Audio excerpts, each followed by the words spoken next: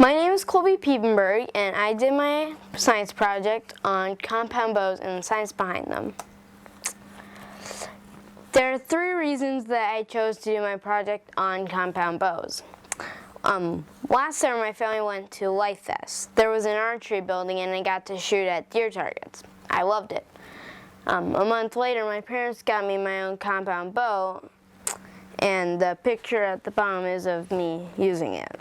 And I also love science, and not many people know science involved in compound bows. For my research, I got books about archery from the Marathon County Public Library. A friend told me about Shade Creek Sports where I could test bows. I met store manager Justin Steinke, and he sent some of my questions to Precision Shooting Equipment.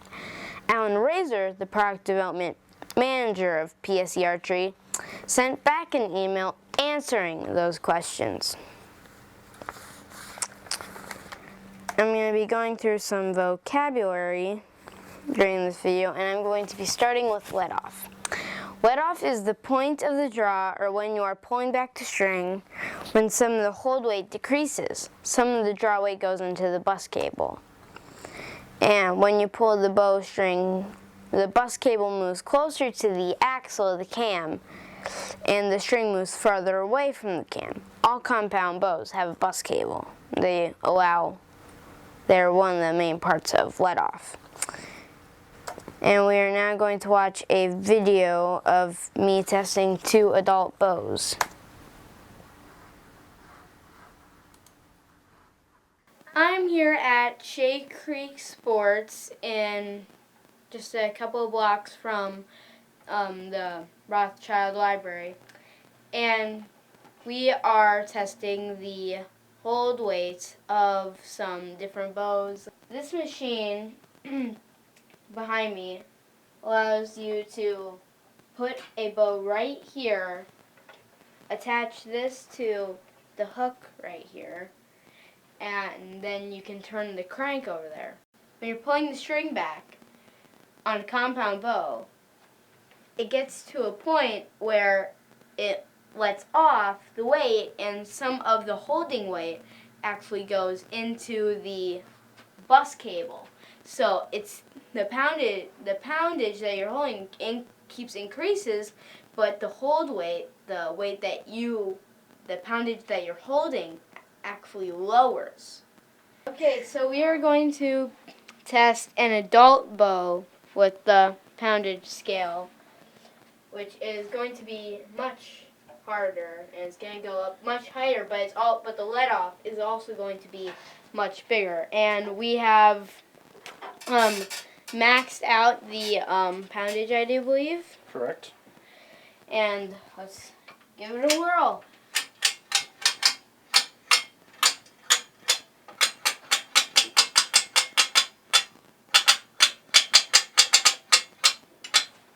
Oh my.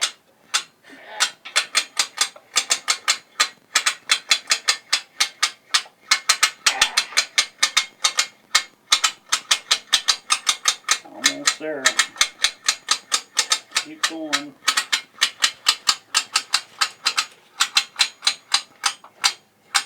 Keep going.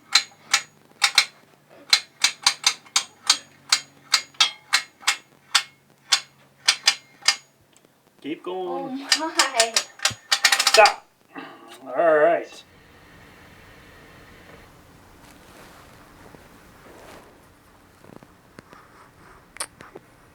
And this graph that you see here is from Elite Archery. The blue line is the bow that was on the bottom of the video. It has a max weight of 68 pounds, and the lowest let-off was 10 pounds. That means that the let-off is 14.5% of the max hold weight. Notice how it is at a peak weight for a very short time. The red line represents the bow that was on the top of the video. It shows that some bows hold their weight for a very long time. It has a max weight of 70.6 pounds, and the lowest let-off was 10.4 pounds.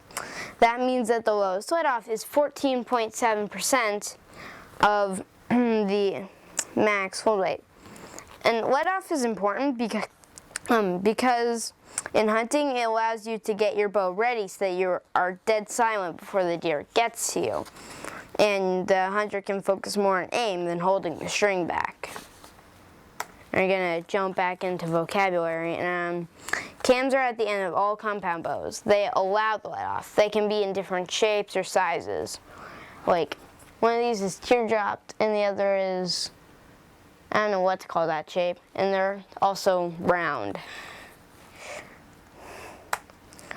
And this next video will show a recurve bow being tested for hold weight. Note that it does not have cams, so the hunter has to support the entire weight, which causes their arms to get tired.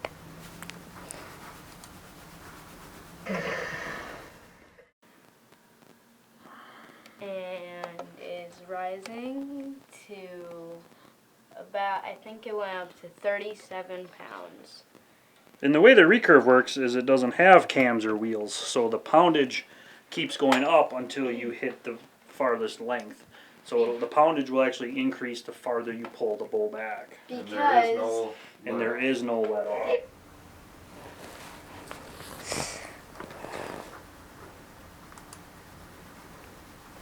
And this next video explains why you never fire a bow without an arrow knocked in place ready to fire. The reason a bow would, in a dry fire situation, the reason a bow would, some parts of the bow may come apart. Usually it's the strings and the cables will break. But a bow has so much stored energy in the cam system that if there's no resistance from an arrow, all that energy has to go somewhere, and it goes through the bow instead of directly through the arrow. And that's why that pretty much breaks the bow. Now that we've gone through the science of the bows, now we can go through the science of the arrows. Just kidding. That's a whole nother story. See you next time.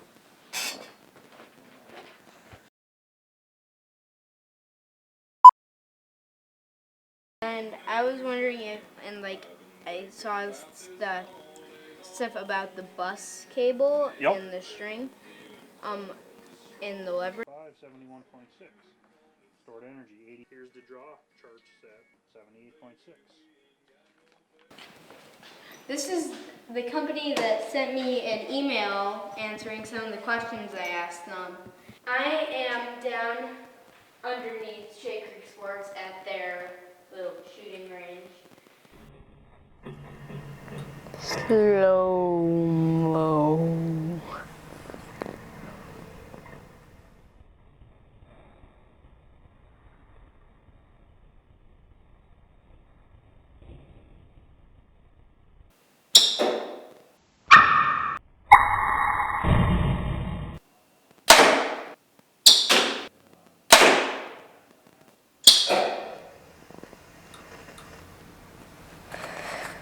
And that is it. And I want to give a thank you to Alan Razor, the product development manager of PSE Archery, and Justin Steinke, the store manager of Shea Creek Sports.